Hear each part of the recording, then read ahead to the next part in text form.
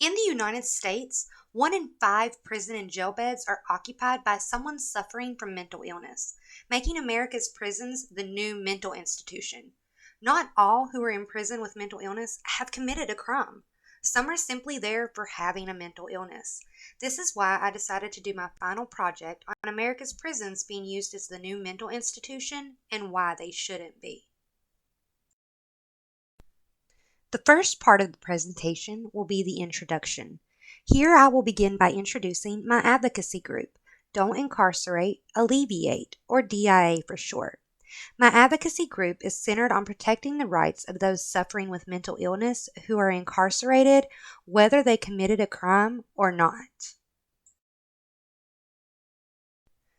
I will also introduce the issue at hand and accentuate why prisons should not be used as mental institutions by ending the introduction with this thesis statement.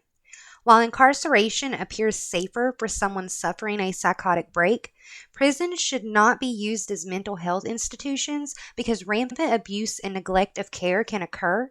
It is a civil rights violation, and it criminalizes and demonizes the mentally ill.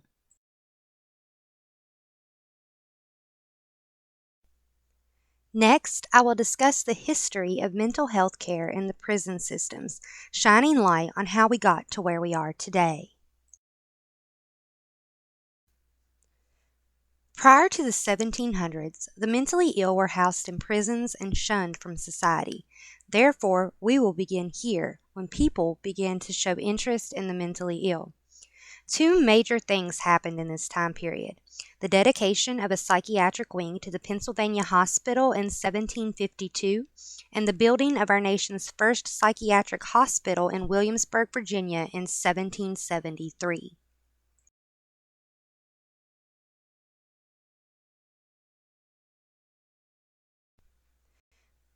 We will then briefly discuss Dorothea Dix and her 22,225,000 acre act, as well as her pioneering the first mental hospital in New Jersey. We then skip to the 1940s and 1950s. Here, World War II brought victory and turmoil as decorated soldiers came home traumatized and in need of better treatment options than were available. This also saw the first significant federal involvement in mental health care in our nation's history and the largest number of psychiatric beds available.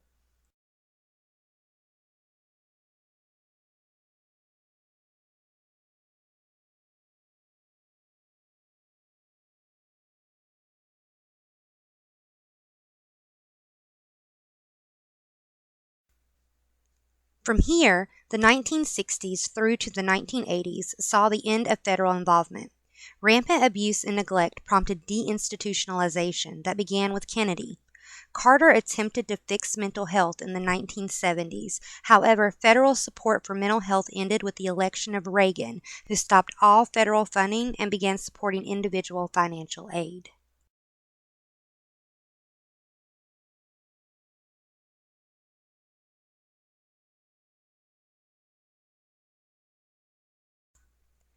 Today, we see the lowest number of psychiatric beds available.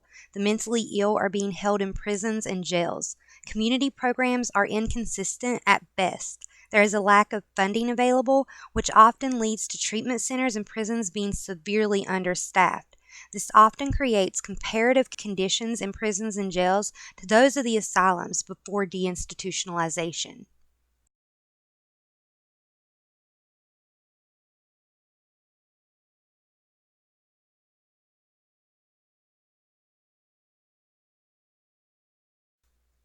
Now that we know how we got here, we will transition to the topic of abuse and neglect. First, I want to talk about a lawsuit that was brought against the Oregon State Hospital in 2002. The lawsuit found that seriously mentally ill individuals were being held for abnormally long times before they were ever being evaluated for a bed at the hospital. The average time was over 30 days. I will also talk about Jenny Hill, who was held in a county jail after police were called during a psychotic break. Jenny suffers from PTSD with dissociation and trauma-induced psychosis. She was held for 36 hours and was never offered a psychiatric evaluation. The last story I will talk about in this section is that of John Rudd. John Rudd's mental illness was looked over and deemed to be fake while in a federal prison, showing how even federal prisons neglect the needs of the mentally ill.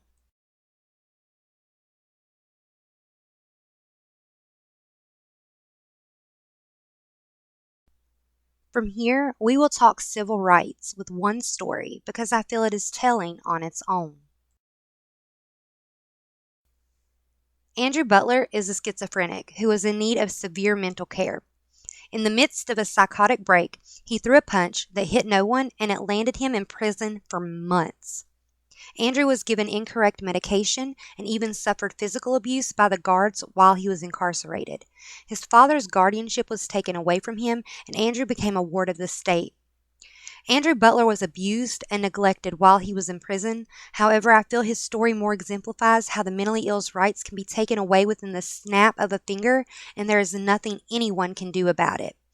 Although Andrew's story has a happy ending and he is now home with his father, because he is a schizophrenic, the state of New Hampshire can place him back in prison at any given time.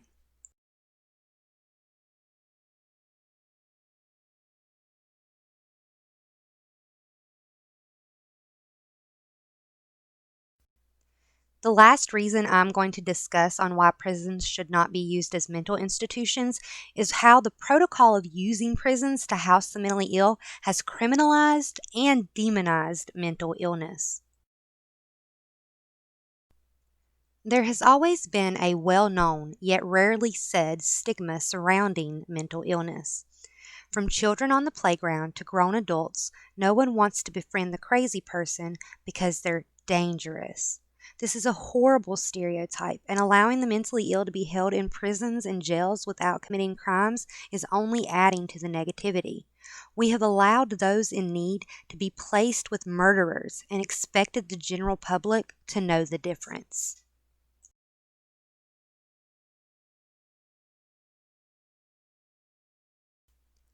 So, how do we fix it? One thing is for sure. Change is needed. I will use the same organ information used earlier to introduce a solution in the form of federal aid. Not only does this mean funding, but actual laws that require mentally ill patients to be housed in a facility dedicated to their treatment and not in the Department of Corrections. A better allocation of the funds that are already available would provide temporary relief until the real change that is needed occurs. We need hospitals.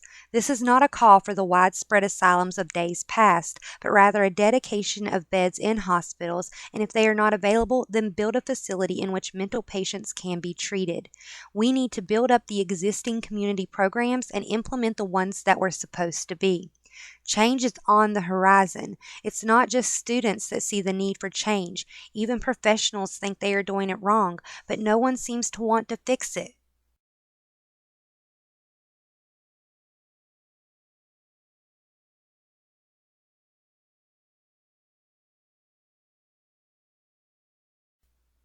I will end the presentation with a thank you for watching and a goodbye message.